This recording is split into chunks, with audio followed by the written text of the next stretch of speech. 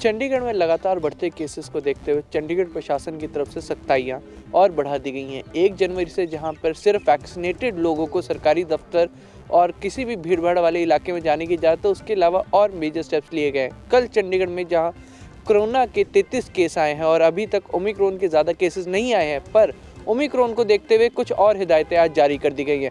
सीधे तौर पे चंडीगढ़ प्रशासन तरफ से हिदायत जारी की गई है कि जो लोग एसिम्प्टोमेटिक है वो हॉस्पिटल्स में ना भर्ती हो, क्योंकि कहीं ना कहीं तीसरी वेव का खतरा है। इसके चलते गाइडलाइन जारी कर दी गई है कि जो भी लोग एसिम्प्टोमेटिक वो अपने घर पे ही रहें, पर जिनके घर पे एक अलग सेपरेट रूम विद वॉशरूम की फैसिलिटी ना हो, उनके लिए प्राइवेट आइसोलेशन सेंटर्स दिए गए हैं। चंडीगढ़ में अभी 1 आइसोलेशन सेंटर है, पर 3 तारीख के बाद उसको बढ़ा के 2 कर दिया जाएगा। वहीं सिर्फ और सिर्फ जिन लोगों की कंडीशन सीरियस है उनके लिए ही रिकमेंड किया गया कि आप हॉस्पिटल में आएँ, या फिर जिनको डॉक्टर रिकमेंड करते हैं कि इनको अगर हम कहें कि ज़्यादा सीवियर कंडीशन है इसलिए इनको हॉस्पिटल में रखने की ज़रूरत है।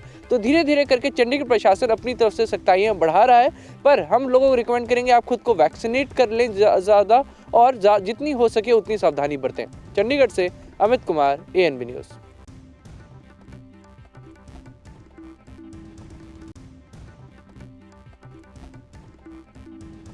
यूपी के जनपद हाथरस में आगरा अलीगढ़ NH 93 पर एक पशुओं से भरी कैंटर ने ई-रिक्शा को जोरदार टक्कर मार दी, जिसमें 6 लोग गंभीर रूप से घायल हो गए। आपको बता दें कि जनपद हाथरस के आगरा अलीगढ़ NH 93 पर हाथरस की ओर से जा रही ई-रिक्शा को एक पशुओं से भरी कैंटर ने जोरदार टक्कर मार दी, जिसमें 4 महिलाओं सहित 6 लोग गंभीर रूप से घायल हो गए। वहीं घायलों में एक युवक के दोनों पैर टूट गए। वहीं युवक की हालत को नाजुक देखते हुए डॉक्टरों ने जिला अस्पताल से अलीगढ़ के लिए रेफर कर दिया है। वहीं सूचना पर पहुंची पुलिस मामले की जांच में जुट गई है। पूरा जो मामला है कोतवाली सासवी क्षेत्र के गांव बरशे का बताया जा रहा है, जहां एक कैंटर ने ई-रिक्शा को जोरदार टक्कर मार दी और उसके बाद कैंटर पेड़ से जा टकराई। जयकिशोर कुशवाहा, ANB हाथरस।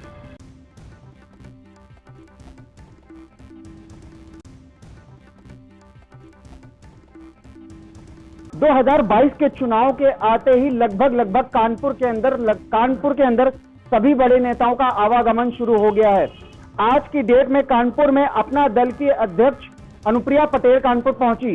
यहां पर उन्होंने लोकल के अपने कार्यकर्ताओं के साथ एक बैठक करी, जो कि कानपुर के अंदर सिविल लाइंस स्थित सर्किट हाउस में कराई गई है। वहां पर जब अनुप्रिया पटेल से मीडिया मुखातिब हुई तो अनुप्रिया पटेल ने बताया कि 2022 के चुनाव में लगभग गठजोड़ के ऊपर भी ध्यान दिया जा रहा है और संभवतः उम्मीद जताई जा सकती है कि बीजेपी के आला कमानों के द्वारा अपना दल के साथ मिलकर के 2022 का चुनाव उत्तर प्रदेश के राजनीतिक पटल पर किया जा सकता है। लेकिन अभी इसकी किसी तरह से जो भी आधिकारिक पुष्टि नहीं करी गई है। देखने वाली बात यह है कि अपना दल का जिस तरह से एनडीए में एक अलग स्थान है, उस तरह से देखते हुए क्या बीजेपी एनडीए की चीजों को उत्तर प्रदेश के ऊपर भी लागू करती है, ये तो फिलहाल समय ही बताएगा। लेकिन जिस तरह से अनुप्रिया पटेल के अंदर और उनके जो बातों में साफ झलक रहा था कि एनडीए वाली कॉन्सेप्ट जो बीजेपी के अंदर है वो उत्तर प्रदेश के विधानसभा चुनाव में भी लागू की जा सकती है। फिलहाल देखने वाली बात यह है कि बीजेपी ने अभी तक किसी भी तरह की कोई भी जानकारियां मीडिया को उपलब्ध नहीं कराई हैं। लेकिन जबकि आज मीडिया से मुखातिब अनुप्रिया पटेल ने इस बात को स्पष्ट कहा कि इस पर बात चल रही है और आगे अगर कुछ इस तरह का निर्णय लिया जाता है तो जरूर हम इस बात की चर्चा करेंगे। कैमरा पर्सन सत्यम पांडे के साथ अनुज तिवारी, ANB न्यूज कानपुर।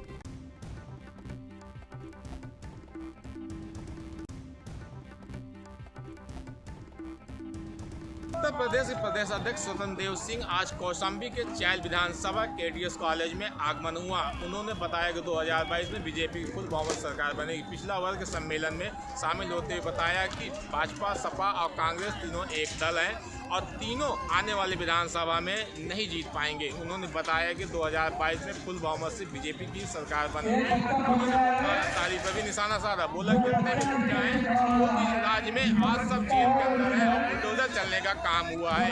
इसी पे जितने भी बुलडोजर चले हैं उसी पे गरीबों के लिए आवास बनाया जाएगा। अब देखने वाली बात होगी 2022 में किसकी सरकार बनेगी, अब कब गरीबों के लिए आवास बनाया जाएगा। Rahman Ahmed, ANB news Kaushambi.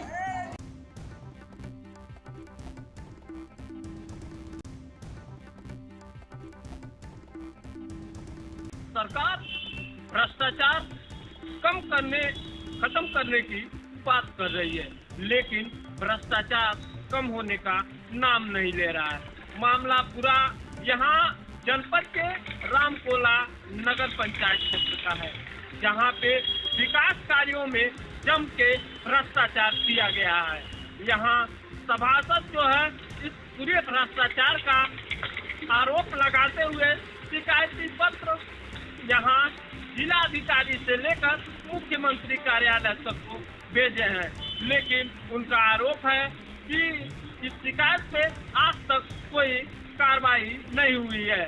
तो वहीं यहाँ भ्रष्टाचार की बात खत्म करने की बात लोग करते हैं। यहाँ जो नगर पंचायत में काम हुआ है, ये इंटरलॉकिंग जो हुआ है, यह आधा अधूरा छोड़ दिया गया है और इसका पेमेंट करा लिया गया है। वहीं यहाँ जो स्ट्रीट लाइटें लगी हुई हैं, इसमें जम के भ्रष्टाचार किया गया है। तो वहीं ये आरओ प्लांट जो लगा हुआ है सीएससी केंद्र के अंदर, जो आज तक चालू ही नहीं हुआ, यहाँ बराबर ताला लगा रहता है। तो भ्रष्टाचार की बड़ी लिस्ट इस नगर पंचायत क्षेत्र की है, लेकिन इस पे आज तक कोई कार्रवाई नहीं हो रही है। अब देखना यह है कि नगर पंचायत में हुए भ्रष्टाचार की जांच होती है या इसी तरह यह ठंडे बस्ते में पड़ी रहती है। कैमरामैन ईश्वर चंद के साथ गोविंद पटेल, एएनबी न्यूज, कुशीनगर।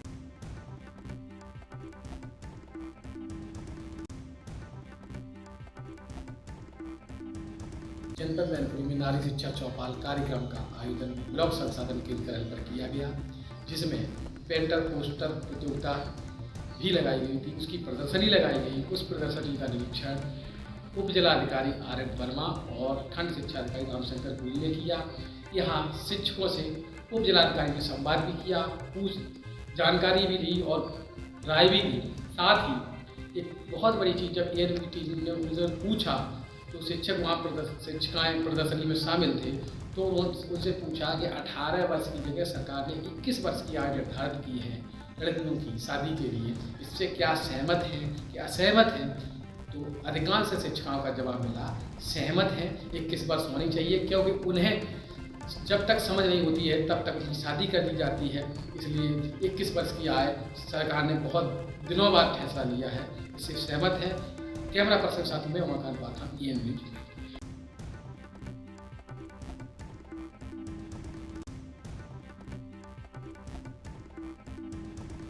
आज से एआरटीओ विभाग द्वारा शुरू किया गया शीतलहर के खिलाफ अभियान, जहां पे आज एआरटीओ आशुतोष कुमार शुक्ला द्वारा गाड़ियों में रिफ्लेक्टिव टेप लगाने का कार्य शुरू किया गया है। वहीं गाड़ियों का चेकिंग भी किया जा रहा है और आशुतोष शुक्ला एआरटीओ सिद्धार्थनगर ने बताया कि रिफ्लेक्टिव टेप लगने से हमें कोहरे में काफ़ी सहूलियत मिलेगी। पीछे आ रही गाड़ियों को पता चल सकेगा कि सामने कोई गाड़ी जा रही है। और वहीं कोविड-19 को लेकर जनता को जागरूक करते हुए कहा कि मास्क का प्रयोग करें और उचित दूरी बनाए रखें, जिससे कोविड-19 के भयंकर बीमारी से लड़ा जा सके। ANB news, Dharmveer Gupta, Siddharthnagar.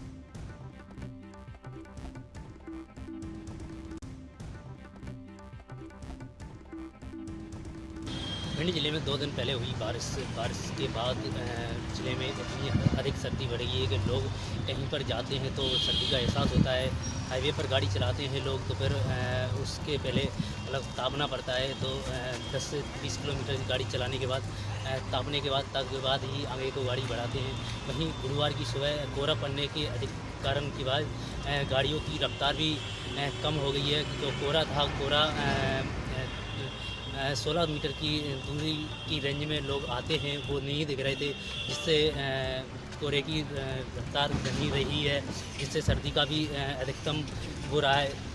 कई नगर परिषदों में अभी तक अलाव की व्यवस्थाएं नहीं की हैं, जिससे लोग परेशान हो रहे हैं।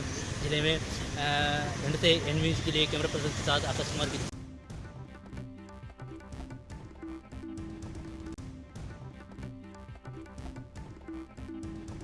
आज से बाबा महाकाल के दर्शन, नंदी हाल और गर्भगृह में श्रद्धालुओं का प्रवेश पूर्णतः प्रतिबंध कर दिया गया है। यह अत्यधिक भीड़ होने के कारण महाकाल मंदिर प्रशासक गणेश धाकड़ और जिला कलेक्टर आशीष सिंह के निर्देशों पर किया गया है। क्योंकि हम बता दें आपको, नए साल पर और 31 दिसंबर के दिन यहाँ श्रद्धालुओं की भीड़ बहुत अधिक मात्रा में रहती है, जिसके कारण ये निर्णय लिया गया है। हम बता दें आपको कि महाकाल मंदिर के अंदर अत्यधिक भीड़ होने के कारण आज 30 दिसंबर से लेकर 3 जनवरी तक श्रद्धालुओं का प्रवेश गर्भगृह और नंदी हाल में पूर्णतः प्रतिबंध रहेगा। और सारी इसमें जो VIP प्रोटोकॉल रसीदें बनती हैं उनको भी निरस्त किया गया है, वो रसीदें भी नहीं बनेंगी। पूर्णतः महाकाल मंदिर का गर्भगृह और नंदी हाल पूर्णतः रूप से श्रद्धालुओं के लिए खाली छोड़ा जाएगा। मंदिर में दर्शन करने आना है तो आपको गणेश मंडप और कार्तिक मंडप से ही दर्शन करना पड़ेंगे, वो भी आपको कतारबद्ध और लाइनबद्ध के रूप में ही करना पड़ेंगे। महाकाल मंदिर प्रशासक गणेश धाकड़ ने बताया है कि अत्यधिक भीड़ होने के कारण इसको अभी रोका गया है, लेकिन श्रद्धालुओं को दर्शन करने से रोकने का नहीं रोका जाएगा। वो यहाँ दर्शन करने आ सकते हैं, लेकिन उन्हें कोविड के सारे नियमों का पालन करना पड़ेगा, मास्क सैनिटाइजर का उपयोग करना पड़ेगा और अपनी कोविड रिपोर्ट भी दिखाना पड़ेगी। उसके बाद ही उन्हें महाकाल के दर्शन करने का मौका मिल पाएगा। इसलिए हम आप लोगों को बता दें कि महाकाल दर्शन करने अगर निकलना चाह रहे हैं आप, तो नंदी हाल और गर्भगृह में प्रवेश नहीं मिल पाएगा। उसके लिए आपको गणेश मंडप और कार्तिक मंडप से कतारबद्ध होकर ही दर्शन करना पड़ेंगे। उज्जैन से विजेंद्र यादव, ANB न्यूज़ के लिए सुनील यादव के साथ।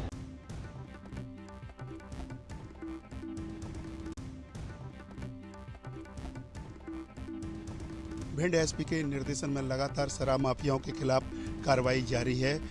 इसी के क्रम में आज देहात पुलिस ने शराब माफियाओं पर शिकंजा कसा है, जिसमें भिंड SP शैलेंद्र सिंह चौहान के निर्देशन में शराब माफियाओं पर कार्रवाई की गई। इस बात का खुलासा आज पुलिस कंट्रोल रूम में ASP कमलेश कुमार खरपूसे ने किया। बताया कि देहात थाना प्रभारी रामबाबू सिंह यादव के द्वारा मुखबिर के द्वारा जो सूचना मिली, दबश दी गई, तो 3 आरोपी पकड़े गए हैं। साथ ही एक पिकअप वाहन और 200 लीटर OP पकड़ी गई है। कुल मसरूका की कीमत 3.5 लाख रुपए बताई गई है। ये जानकारी प्रेस वार्ता के जरिए दी गई। प्रेस वार्ता में ASP कमलेश कुमार खरपूसे एवं DSP हेडक्वार्टर अरविंद शाह और देहात थाना प्रभारी रामबाबू यादव उपस्थित रहे। साथ ही कहा कि जो भी शराब माफिया हैं उनके खिलाफ लगातार कार्रवाई जारी रहेगी। ANB न्यूज़ के लिए कैमरा पर्सन के साथ प्रदीप राजावत, भिंड।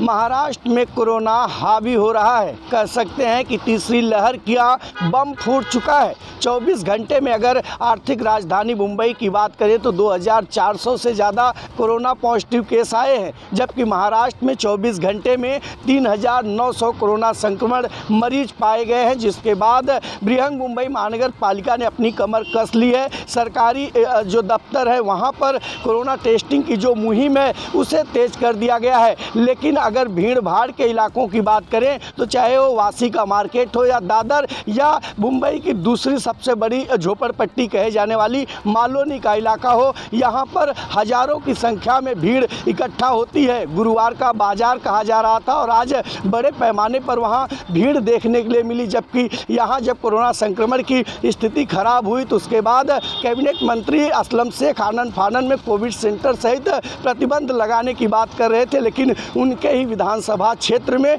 लगभग हजारों की संख्या में लोग दुकानदारी करते हुए नजर आ रहे हैं और बड़ी संख्या में बाजारों में भीड़ देखी जा रही है। अंदाजा लगाया जा सकता है कि 24 घंटे में 20 लोगों की मौत कोरोना संक्रमण के चलते महाराष्ट्र में हुई है, जबकि मुंबई में 4000 के आसपास जो लोग हैं उनकी टेस्टिंग में से 1200 लोगों के टेस्टिंग जो है वो कोरोना पॉजिटिव पाए गए हैं। तो कहीं ना कहीं लोगों को सतर्क रहने की ज़रूरत है। साथ ही बृहन मुंबई महानगर पालिका सहित मुंबई पुलिस को भी इन तमाम स्लम के इलाकों में सावधानी और सख्ती बरतनी होगी। नहीं जिस तरीके की तस्वीर मुंबई के मलाड मालवनी मार्केट की देखने के लिए मिल रही है, ऐसे में अगर यहाँ कोई कोरोना संक्रमण होगा तो अंदाज़ा लगाया जा सकता है कि इस पूरे इलाके में कितनी तेजी से महामारी फैल सकती है। ANB न्यूज़ के लिए मुंबई से मुरारी सिंह।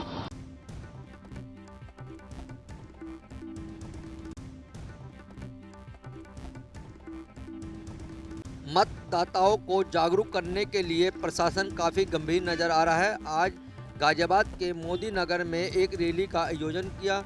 एडीएम प्रशासन व मोदी नगर एसडीएम के नेतृत्व में यह रैली का आयोजन किया गया। आपको बताते चले कि एडीएम प्रशासन ने रैली में ट्रैक्टर खुद चलाकर महिलाओं को लेकर मोदी नगर के कई गाँव में रैली निकाली।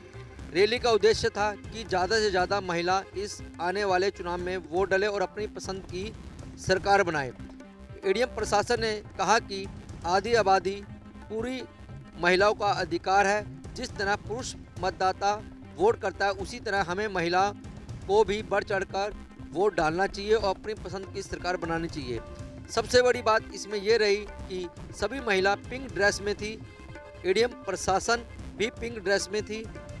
उसके बाद एक सेल्फी पॉइंट था मोदी नगर में, जहां पर सभी महिलाओं ने इकट्ठा होकर वहां अपनी फ़ोटो खींची और सभी महिलाओं ने कसम खाई कि आने वाले चुनाव में महिला ज़्यादा से ज़्यादा वोट करेगी। अब आने वाला समय ही बताएगा कि कितनी % वोट डलता है, लेकिन कहीं ना कहीं प्रशासन काफ़ी गंभीर नज़र पड़ रहा दिखाई दे रहा है। उसके बाद प्रशासन पूरे ज़िले में स्कूलों के बच्चों को लेकर भी रैलियाँ निकाली जा रही है और कई प्रकार के नुक्कड़ नाटक भी किए जा रहे हैं। सिर्फ मकसद एक ही है कि ज़्यादा से ज़्यादा लोग अपने मतदाता अपना वोट डालें और चुनाव के दिन घरों से महिला निकलकर वोट करें और अपनी पसंद की सरकार बनाए। गाजियाबाद से कैमरा पर्सन मनीष के संग मैं परवीन अरोड़ा, ANB न्यूज़ के लिए।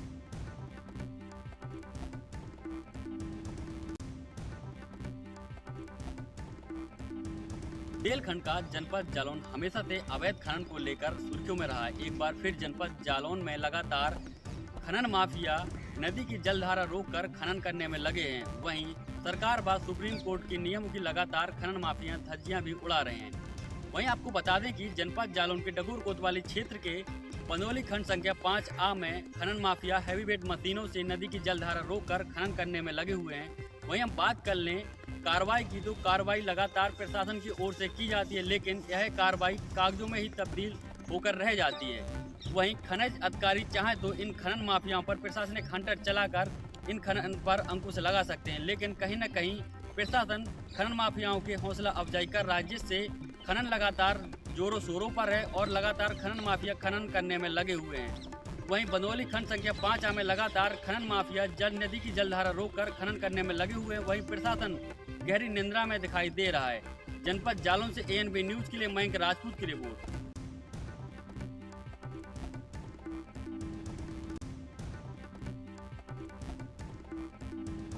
अभी कुछ दिन पहले दलित युवती का मारपीट का एक वीडियो सोशल मीडिया पर वायरल हुआ था, जिसको लेकर अमेठी में राजनीतिक सियासी भूचाल आ गया था और वहीं पर प्रियंका गांधी वाड्रा ने ट्वीट करते हुए प्रदेश सरकार को आड़े हाथों लिया था और कहा था कि अगर इसके अपराधियों को अगर गिरफ्तार नहीं किया गया तो कांग्रेस पार्टी अमेठी में धरना प्रदर्शन करने पर मजबूर हो जाएगी। उसी परिप्रेक्ष्य में आज कांग्रेस के उत्तर प्रदेश अध्यक्ष अजय कुमार लल्लू अपने एक दिवसीय दौरे पर अचानक अमेठी पहुंचे और वहीं पर उनका अमेठी में कांग्रेसियों ने जोरदार स्वागत किया। उसके बाद वह सीधे सड़क पर धरने को लेकर बैठ गए, जिससे अमेठी में प्रशासन का हाथ पांव फूल गया और वहीं पर काफ़ी मान मनोबल के बाद वह वहां से उठे तो सीधे पीड़िता के घर पहुंचे, जहां पर उनके परिजनों से, उनके माता पिता से और उस नाबालिग युवती से मिले, जहां पर उन्होंने सीधे प्रियंका गांधी वाड्रा से उस के परिजनों से बात कराई। तो वो वाड्रा ने बताया कि जो है उनसे आश्वासन दिया परिजनों को कि जो है आप लोग परेशान मत होइए, हम पूरी तरह से आपके साथ हैं। और वहीं पर अजय कुमार लल्लू प्रशासन को आड़े हाथों लेते हुए कहा कि आखिर 15 दिनों तक पुलिस क्या करती रही, आखिर 15 दिनों तक पुलिस ने क्यों कार्रवाई नहीं की। वहीं पर उन्होंने उत्तर प्रदेश सरकार को भी आड़े हाथों लेते हुए कहा कि आखिर ये जो अपराधी हैं इनको यह सरकार पूरी तरह से सुरक्षा दे रही है। फिलहाल देर शाम अजय कुमार लल्लू और उनके जो कांग्रेस कार्यकर्ता थे जिनको पुलिस ने गिरफ्तार किया था, निजी मुचलके पर रिहा कर दिया गया और लखनऊ गंतव्य को अपने रवाना हो गए। राजकुमार जायसवाल, ANB न्यूज़, अमेठी।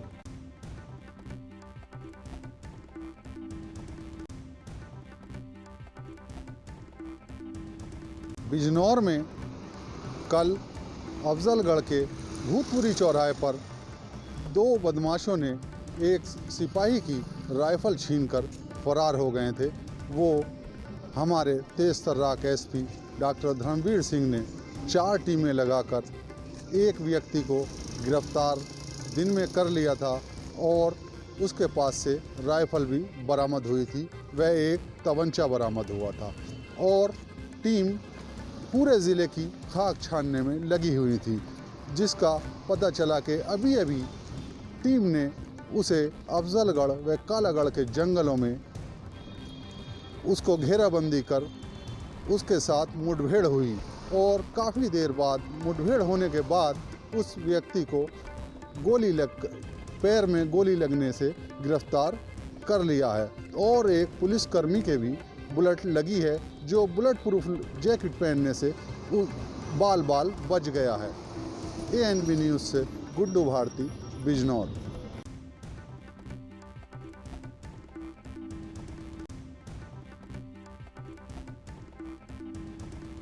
आज देवरिया जिला के सलेमपुर में भारतीय जनता पार्टी ने अनुसूचित जाति सम्मेलन किया है, जिसमें मुख्य अतिथि रामचंद्र कन्नौजिया पहुंचे और कार्यकर्ताओं के साथ बैठक करके कहा कि चुनाव को देखते हुए सभी लोग एक मंच पर आकर मजबूती से भाजपा को जिताने का काम करें, जिससे कि भाजपा की सरकार बन सके। आयोजन किया गया जहां पर सभी कार्यकर्ताओं ने वहां पर जोर शोर से अपना दमखम दिखाया है। इस कार्यक्रम में वहां के सलेमपुर के सांसद रविंद्र कुशवाहा, जिला अध्यक्ष अंतर्जामी सिंह सहित सभी भाजपा के नेता मौजूद रहे। देवरिया में जब चुनाव का यहाँ नज़दीक आ रहा है, चुनाव का तिथि यहाँ ग्राफ बढ़ता जा रहा है और सभी दलों ने अपनी ताकत झोंकना शुरू कर दिया है। अनेकों तरह के सम्मेलन किए जा रहे हैं, आयोजन किए जा रहे हैं, जिससे जनता को लुभाया जा सके और सभी जातियों को इधर से उधर मोड़ने की तैयारी सभी दल कर रहे हैं। लेकिन यह वक्त तय करेगा कि आने वाले समय में किस दल के साथ कौन सा वर्ग और कौन से लोग जाते हैं और किस किस सरकार में अपनी आस्था दिखाते हैं।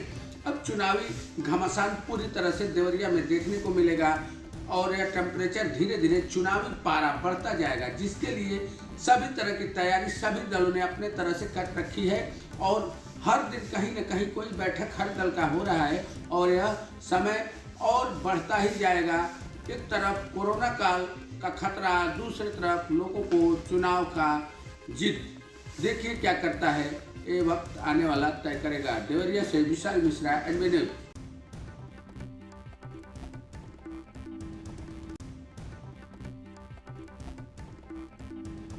हमीरपुर जिले में नाइट कर्फ्यू का आदेश आते ही पुलिस प्रशासन नाइट कर्फ्यू का पालन कराने में लग गया है। व्यापारियों द्वारा नाइट कर्फ्यू के बाद भी दुकान खोले रखी गई थी, जिसको लेकर पुलिस रात में 11 बजे पैदल गश्त करके शुरू कर गश्त के दौरान दुकान खोले रखे दुकानदारों को हिदायत देकर दुकान बंद कराई गई है। कोरोना के नए वेरिएंट को लेकर जिला प्रशासन सख्ती बरत रहा है। फिलहाल अभी जिले में नए वेरिएंट के कोई भी केस नहीं है। हमीरपुर से शीलू निषाद, ANB न्यूज़।